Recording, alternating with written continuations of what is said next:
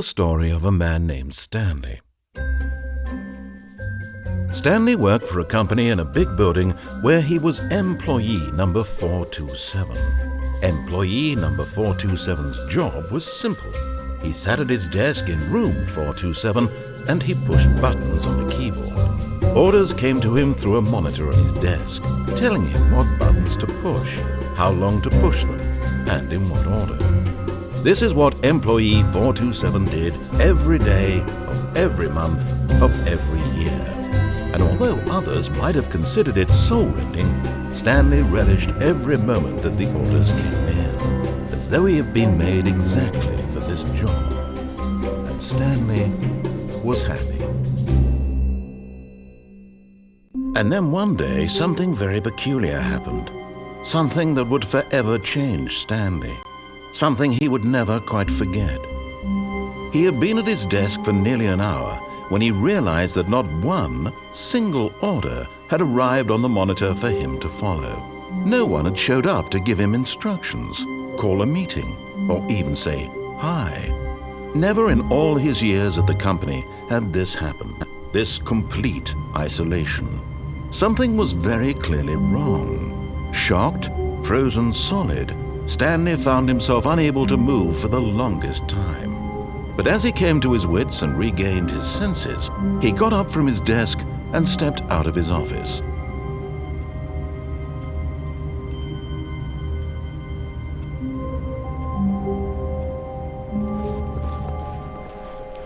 All of his co-workers were gone. What could it mean? Stanley decided to go to the meeting room. Perhaps he had simply missed a memo.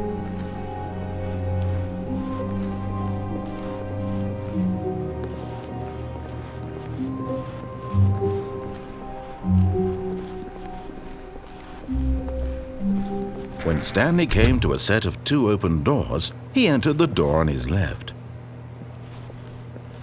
This was not the correct way to the meeting room, and Stanley knew it perfectly well. Perhaps he wanted to stop by the employee lounge first, just to admire it.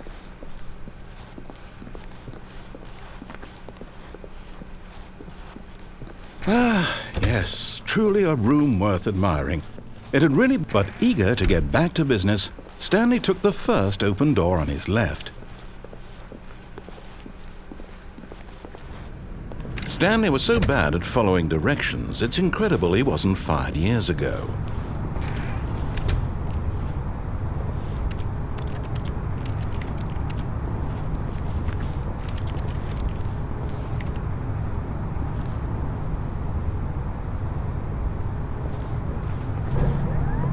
Look, Stanley, I think perhaps we've gotten off on the wrong foot here. I'm not your enemy, really, I'm not. I realize that investing your trust in someone else can be difficult, but the fact is that the story has been about nothing but you all this time. There's someone you've been neglecting, Stanley. Someone you've forgotten about. Please, stop trying to make every decision by yourself. Now, I'm not asking for me, I'm asking for her. This is it, Stanley. Your chance to redeem yourself, to put your work aside, to let her back into your life. She's been waiting. That's her, Stanley. You need to be the one to do this, to reach out to her. If you can truly place your faith in another, then pick up the phone. Ali abi.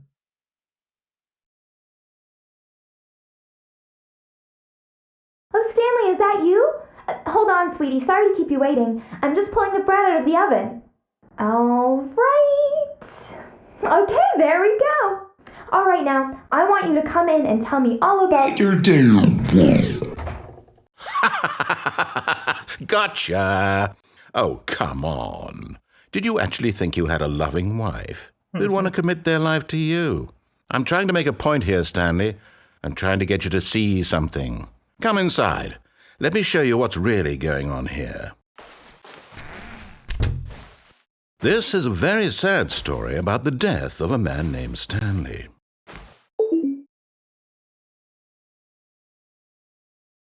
Stanley is quite a boring fellow. He has a job that demands nothing of him, and every button that he pushes is a reminder of the inconsequential nature of his existence. Basmazsam ne olur?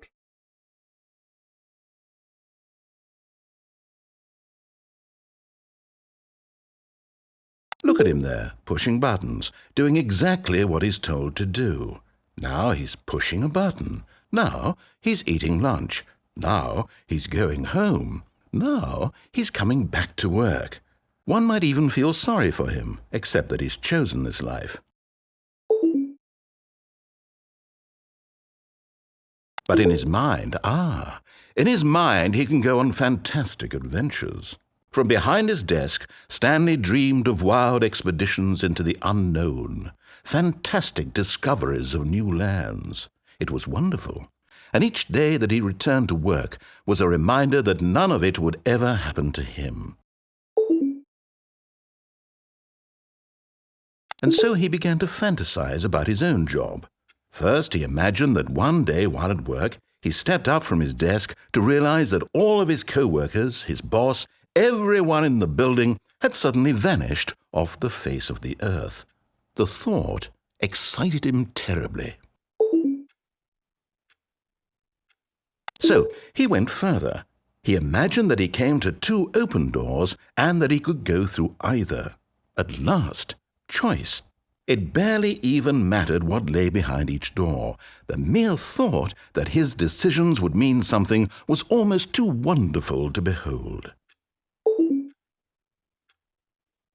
As he wandered through this fantasy world, he began to fill it with many possible paths and destinations. Down one path lay an enormous round room with monitors and mind controls. And down another was a yellow line that weaved in many directions, and down another was a game with a baby. And he called it the Stanley Parable. It was such a wonderful fantasy, and so in his head he relived it again, and then again, and again, over and over, wishing beyond hope that it would never end, that he might always feel this free. Surely there's an answer down some new path, mustn't there be? Perhaps if he played just one more time. But there is no answer. How could there possibly be? In reality, all he's doing is pushing the same buttons he always has. Nothing has changed.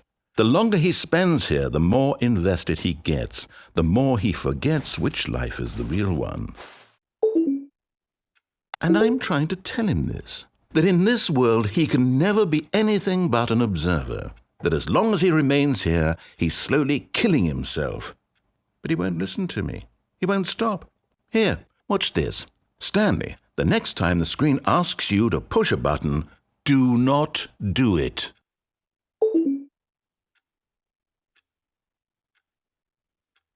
Basmam. Dayı doğru söylüyor ha.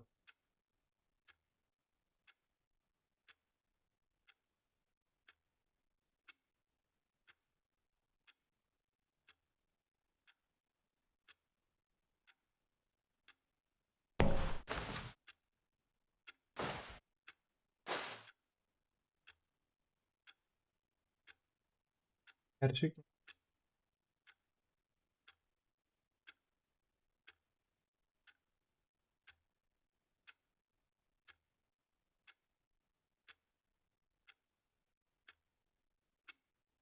Hadi bakalım.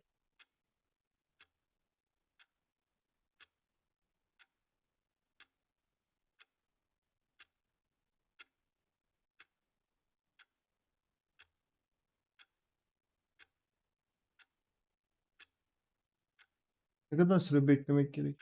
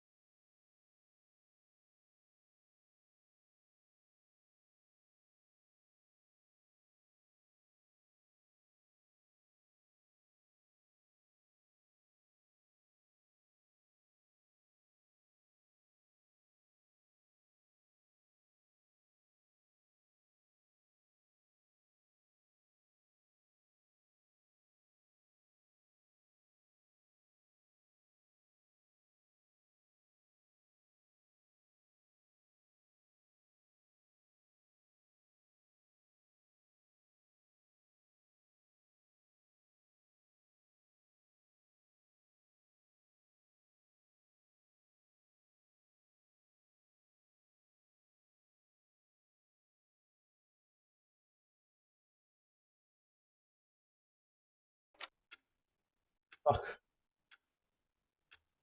You see? Can he just not hear me? How can I tell him in a way that he'll understand that every second he remains here, he's electing to kill himself? How can I get him to see what I see? How can I make him look at himself? Lütfen işi sormam için R'ye bas. I suppose I can't, not in the way I want him to. But I don't make the rules. I simply play to my intended purpose, the same as Stanley. We're not so different, I suppose. I'll try once more to convey all this to him. I'm compelled to.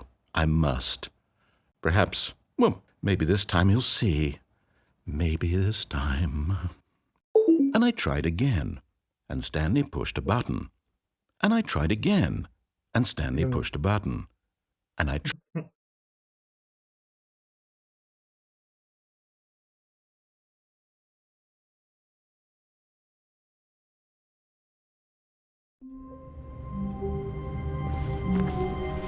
All of his co-workers were gone.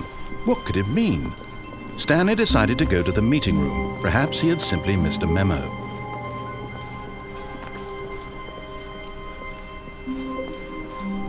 When Stanley came to a set of 2 open doors, he entered the door on his left.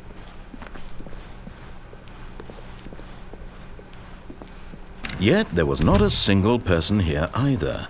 Feeling a wave of disbelief, Stanley decided to go up to his boss's office. Coming to a staircase, Stanley walked upstairs to his boss's office.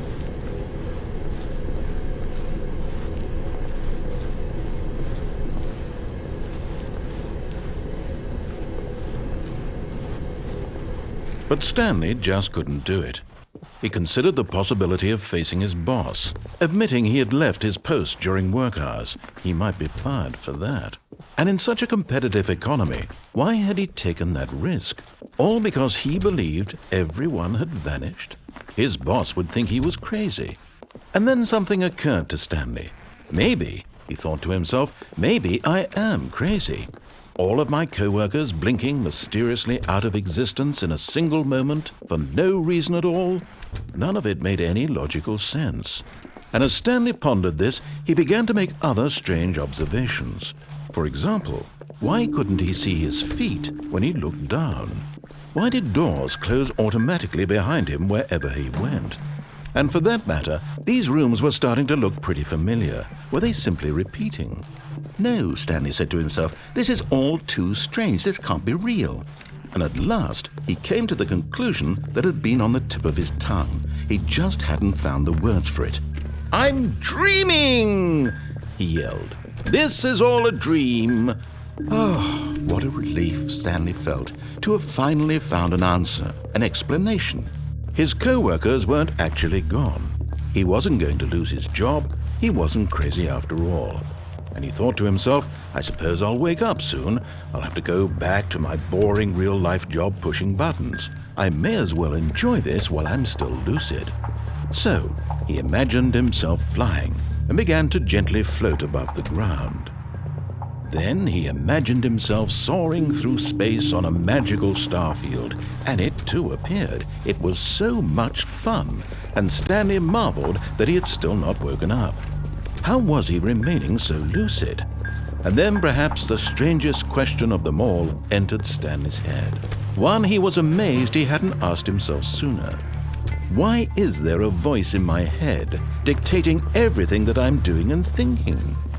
Now the voice was describing itself being considered by Stanley, who found it particularly strange. I'm dreaming about a voice describing me, thinking about how it's describing my thoughts, he thought. And while he thought it all very odd and wondered if this voice spoke to all people in their dreams, the truth was that, of course, this was not a dream. How could it be? Was Stanley simply deceiving himself, believing that if he's asleep, he doesn't have to take responsibility for himself? Stanley is as awake right now as he's ever been in his life. Now, hearing the voice speak these words was quite a shock to Stanley. After all, he knew for certain, beyond a doubt, that this was in fact a dream.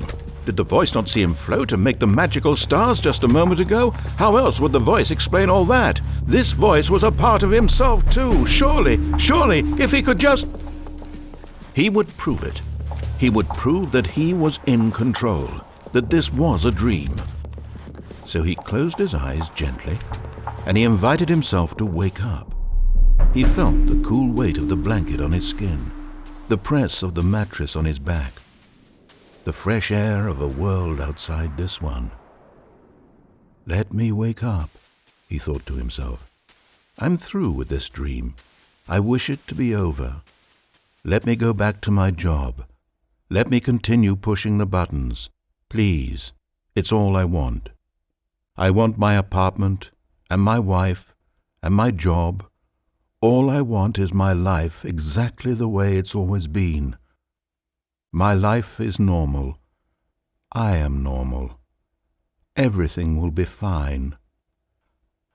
I am okay.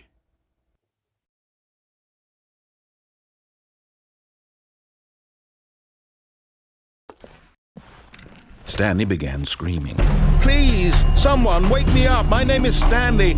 I have a boss. I have an office. I am real. Please, just someone tell me I am real. I must be real. I must be. Can anyone hear my voice? Who am I? Who am I? And everything went black.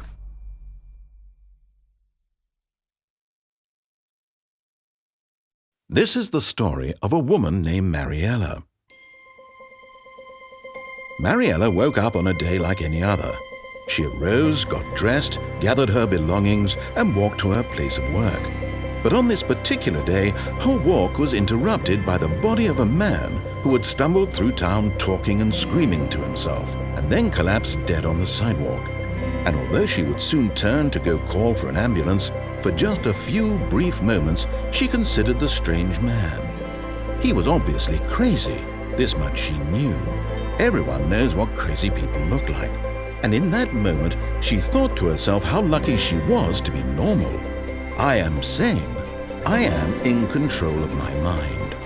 I know what is real and what isn't. It was comforting to think this, and in a certain way, seeing this man made her feel better. But then she remembered the meeting she had scheduled for that day.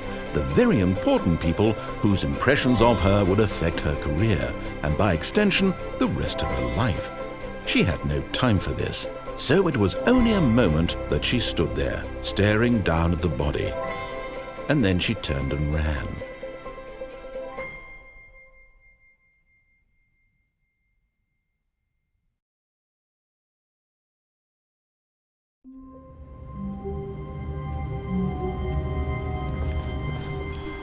Just a step through this door, Stanley thought to himself, that's all I need.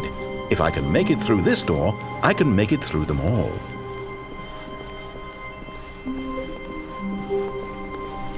When Stanley came to a set of 2 open doors, he entered the door on his left.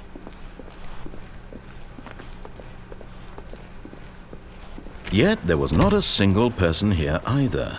Feeling a wave of disbelief, Stanley decided to go up to his boss's office. Coming to a staircase, Stanley walked upstairs to his boss's office.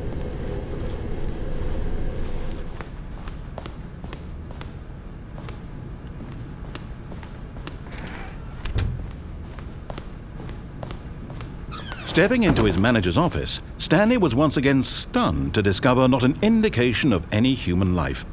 Shocked, unraveled, Stanley wondered in disbelief who orchestrated this, what dark secret was being held from him. What he could not have known was that the keypad behind the boss's desk guarded the terrible truth that his boss had been keeping from him, and so the boss had assigned it an extra secret PIN number, 2845. But of course, Stanley couldn't possibly have known this.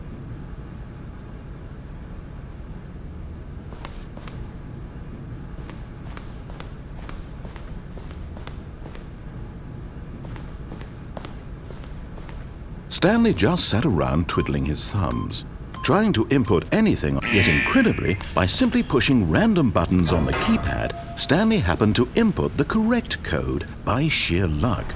Amazing. He stepped into the newly opened passageway.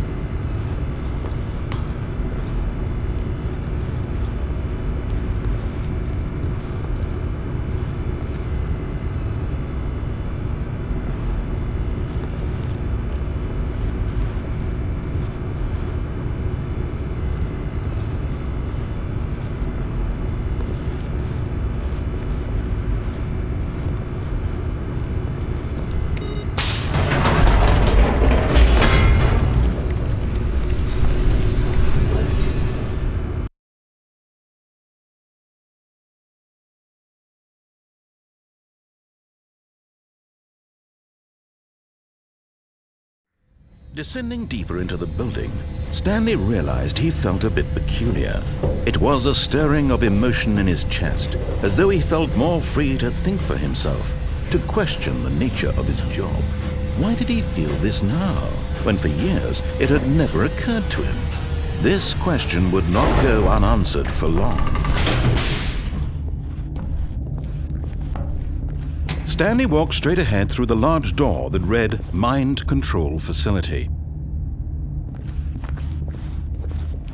Although this passageway had the word Escape written on it, the truth was that at the end of this hall, Stanley would meet his violent death. The door behind him was not shut. Stanley still had every opportunity to turn around and get back on track. At this point, Stanley was making a conscious, concerted effort to walk forward and willingly confront his death.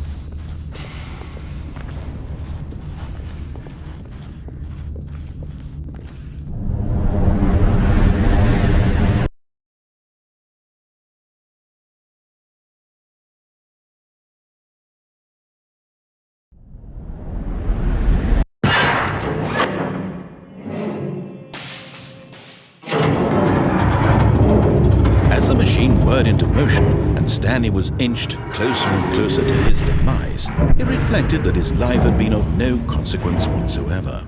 Stanley can't see the bigger picture. He doesn't know the real story, trapped forever in his narrow vision of what this world is. Perhaps his death was of no great loss, like plucking the eyeballs from a blind man. So he resigned and willingly accepted this violent end to his brief and shallow life. Farewell, Stanley.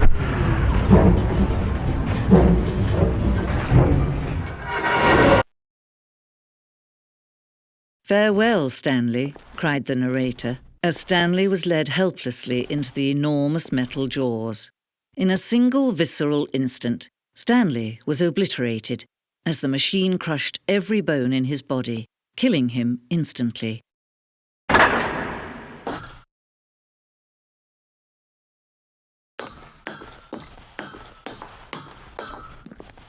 And yet it would be just a few minutes before Stanley would restart the game, back in his office, as alive as ever. What exactly did the narrator think he was going to accomplish? When every path you can walk has been created for you long in advance, death becomes meaningless, making life the same. Do you see now? Do you see that Stanley was already dead from the moment he hit start?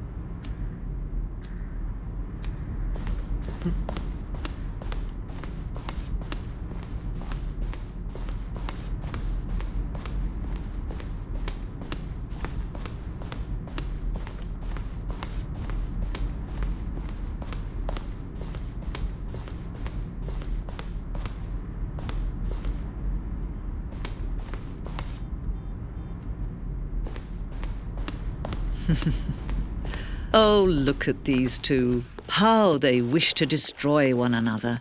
How they wish to control one another. How they both wish to be free. Can you see? Can you see how much they need one another? No, perhaps not. Sometimes these things cannot be seen. But listen to me. You can still save these two. You can stop the program before they both fail. Push escape and press quit. There's no other way to beat this game. As long as you move forward, you'll be walking someone else's path. Stop now, and it'll be your only true choice. Whatever you do, choose it. Don't let time choose for you. Don't let time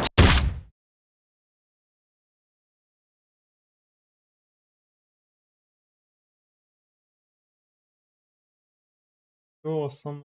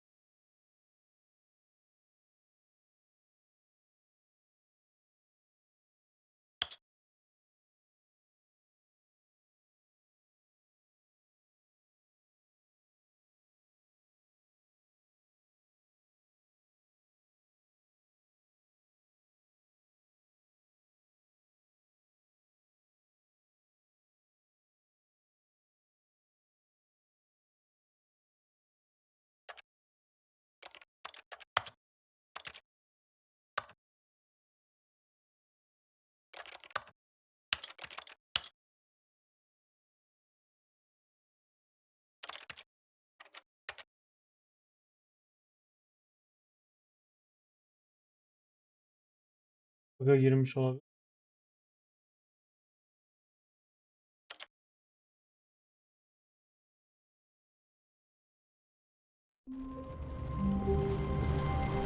All of his co-workers were gone. What could it mean? Stanley decided to go to the meeting room. Perhaps he had simply missed a memo.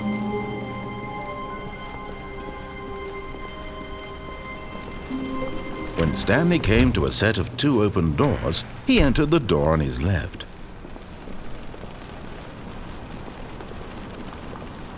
Yet there was not a single person here either.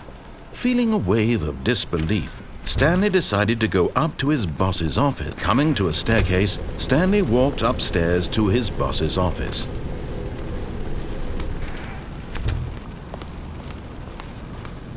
Stepping into his manager's office, Stanley was once again stunned to discover not an indication of any human life. What could it mean? Stanley wondered aloud to nobody. Stanley was in such a rush to get through the story as quickly as possible, he didn't even have a single minute to just let the narrator talk. That kind of anxiety isn't healthy, so he relaxed for a few moments with some calming New Age music.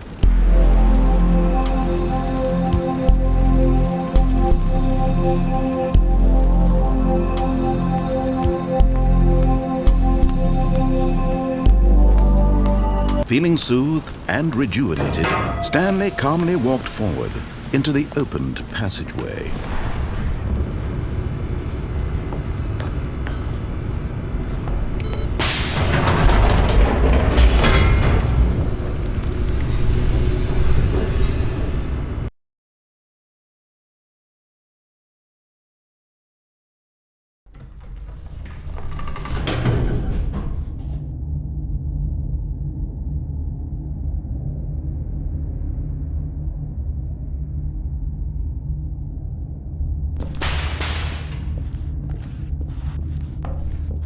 Stanley walked straight ahead through the large door that read Mind Control Facility.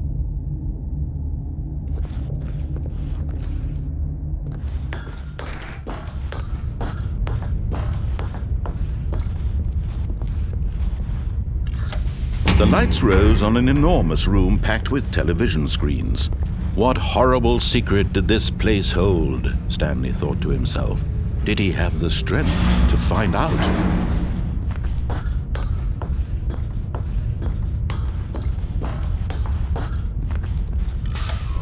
Now the monitors jumped to life, their true nature revealed. Each bore the number of an employee in the building, Stanley's co-workers.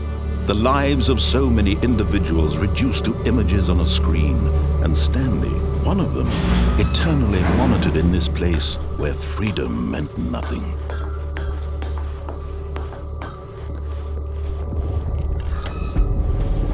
This mind control facility, it was too horrible to believe. It couldn't be true. Had Stanley really been under someone's control all this time? Was this the only reason he was happy with his boring job? That his emotions had been manipulated to accept it blindly? No, he refused to believe it. He couldn't accept it. His own life in someone else's control? Never! It was unthinkable, wasn't it? Was it even possible? Had he truly spent his entire life utterly blind to the world? But here was the proof. The heart of the operation. Controls labeled with emotions. Happy, or sad, or content. Walking, eating, working. All of it monitored and commanded from this very place. And as the cold reality of his past began to sink in, Stanley decided that this machinery would never again exert its terrible power over another human life. For he would dismantle the controls once and for all.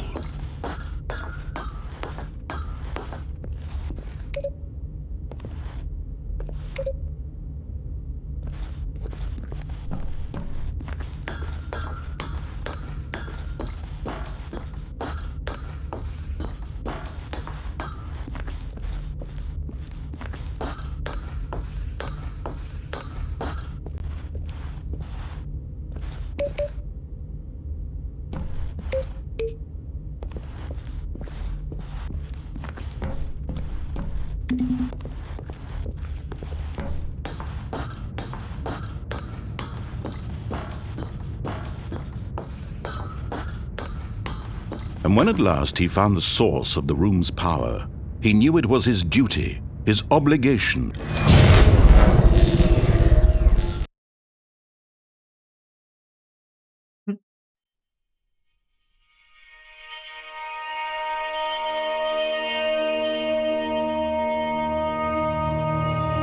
Blackness and a rising chill of uncertainty. Was it over?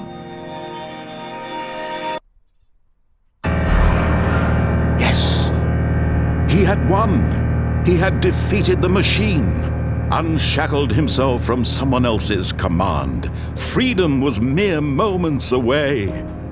And yet, even as the immense door slowly opened, Stanley reflected on how many puzzles still lay unsolved. Where had his co-workers gone? How had he been freed from the machine's grasp?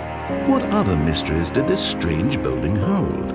But as sunlight streamed into the chamber, he realized none of this mattered to him, for it was not knowledge or even power that he had been seeking, but happiness.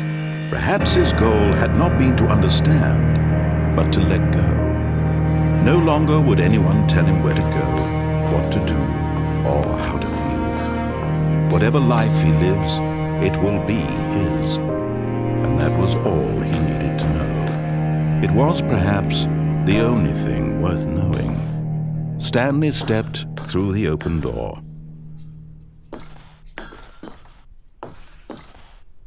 Stanley felt the cool breeze upon his skin, the feeling of liberation, the immense possibility of the new path before him. This was exactly the way, right now, that things were meant to happen. And Stanley was happy.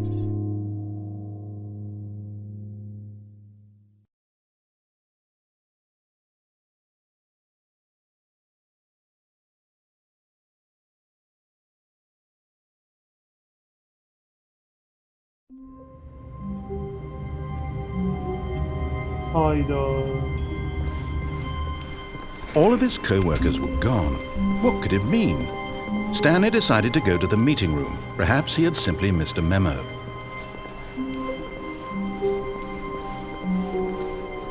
When Stanley came to a set of 2 open, this was not the correct way to the meeting room, and Stanley knew it perfectly well. Perhaps he wanted to stop by the employee lounge first, just to admire it. Wow, yes, this room. But eager to get back to business, Stanley took the first open door on his left. Stanley was so bad at following directions, it's incredible he wasn't fired years ago. Look, Stanley, I think perhaps we've gotten off on the wrong foot here. I'm not your enemy, really, I'm not. I realize that investing your trust in someone else can be difficult, but the fact is that the story has been about nothing but you all this time. There's someone you've been neglecting, Stanley. What? Really?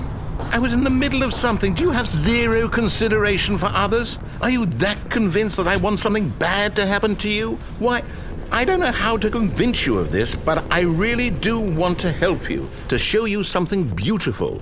Look, let me prove it. Let me prove that I'm on your side. Give me a chance. Now listen carefully, this is important. Stanley walked through the red door. Aha, perhaps you misunderstood. Stanley walked through the red door. I still don't think we're communicating properly. Stanley walked through the red door. All right, fine, go ahead, Stanley. You want to know so badly what's out there? You want to find out what lies at the end of this road you've chosen? Well, don't let me stop you. You see, there's nothing here. I haven't even finished building this section of the map, because you were never supposed to be here in the first place. Broken rooms, exposed developer textures. Is this what you had wanted? Was it worth ruining the entire story I had written out specifically for you? Do you not think I put a lot of time into that? Because I did. And in the end, it was all for nothing, because this is what you wanted to see. Help me here, Stanley. Help elucidate these strange and unknowable desires of yours. What would have made this game better? What did you want to see? Vehicles? Skill trees? Work with me. You've given me absolutely nothing so far. Tell you what, let me take a stab in the dark at a new design and you can give me some feedback. There we go. A third option. This already feels leaps ahead of where we were before. Go ahead, Stanley. Take it for a spin.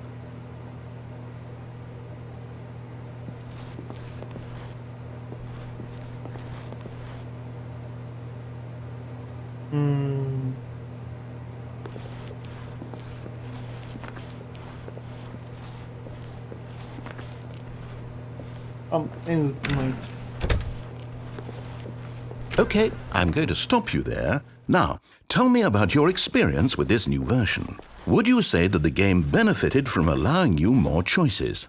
Feel free to be honest. I'm looking for some real critical feedback here. Aha! You see, I knew I was onto something. Where do these flashes of inspiration come from? How did I know the game needed a third door? Well, it's instinct mostly, a calling in your gut. I really couldn't say where the idea came from, except that I felt it in my soul. You can't teach that, Stanley. Don't even try. Here, based on the data from your previous playthrough, I've compiled a new version. And to be perfectly candid, I think I've knocked it out of the park with this one. Let's take a look.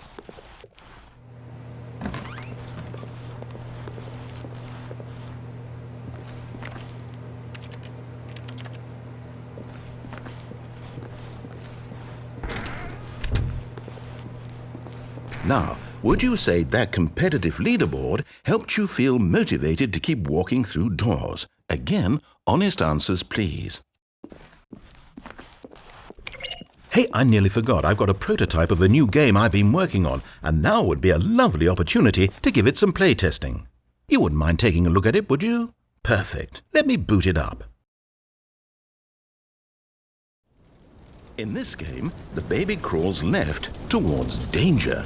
You click the button to move him back to the right, and if he reaches the fire, you fail. It's a very meaningful game, all about the desperation and tedium of endlessly confronting the demands of family life. I think the art world will really take notice.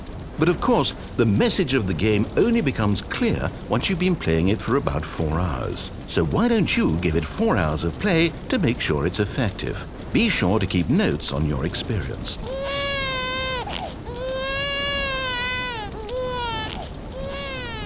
You heartless bastard.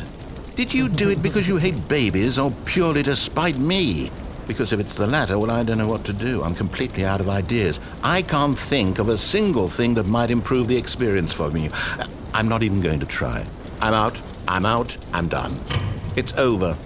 Thank you for playing. Your input was extremely valuable. Oh, hey, since my game was so awful, why don't we play someone else's game, just to ease the pain? Let's see. What do we have here? Yes, this seems like it'll work. Let's give it a shot.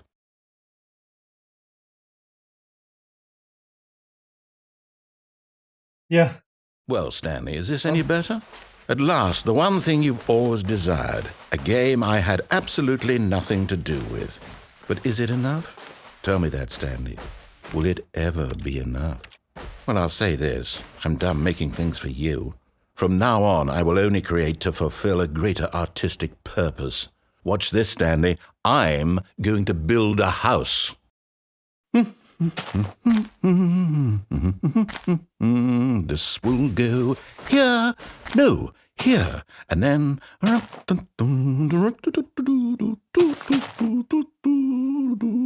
Let's see, what does it need? Yes, of course, and just to finish it all off, yes, it's complete. I made this, Stanley. Look at it. Gaze upon my work of art and feel ashamed at your own inadequacy. Ah, but you've only seen it from the outside. You've only gotten half the experience. Please, step inside and make yourself comfortable.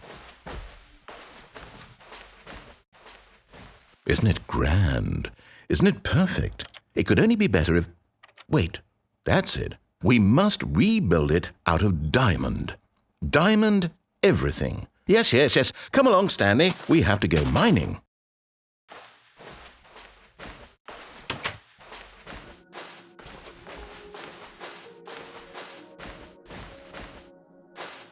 Oh my, it looks like it's going to get a bit dark. Have you brought a light? Oh, no. This is far more open-ended than I had in mind. I'm looking for something more narrow and linear. Something that makes you feel utterly irrelevant. This won't do at all. 1 out of 5. Even the diamonds couldn't save this one. Okay, new game.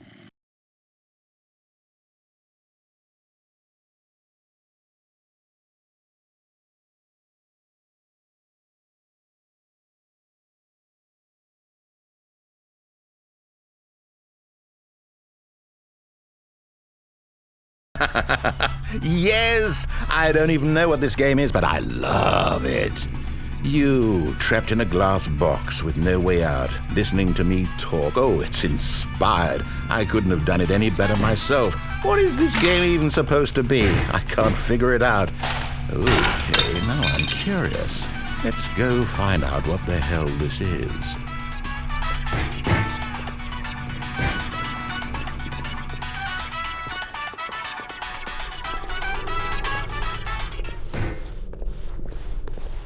Oh, it's a puzzle. Critical thinking, Stanley. Your forte. Genius. No, actually, you know what? I think that's plenty. I really don't care much to see you stumble through anymore.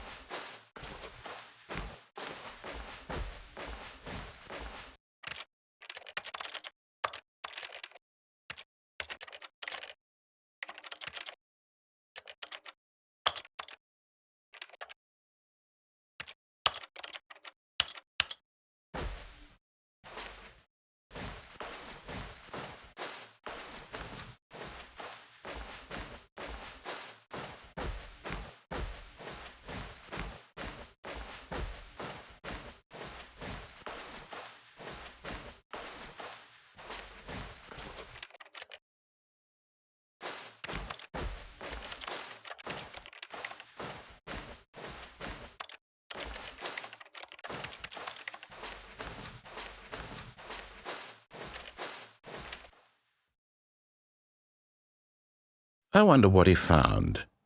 If what he wanted was to be the leading man in his own story, well, perhaps he's gotten it, down in wherever he is right now. I wonder if he's happy with his choice, and if he's learned the heavy cost that comes with it. He'll understand soon what I was trying to tell him. He needs me. Someone who will wrap everything up at the end, to make sense out of the chaos and the fear and the confusion. That's who I am. That is what I mean to this world. Oh, yes. Yes, I'll be back. There's no other way. Once this ends, after it all comes to a close, then I'll be back. The end will be here soon. Very soon. I can wait.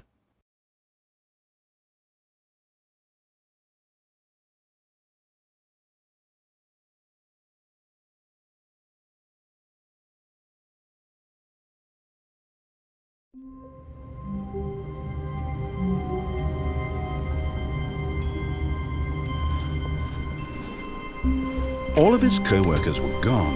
What could it mean? Stanley decided to go to the meeting room. Perhaps he had simply missed a memo.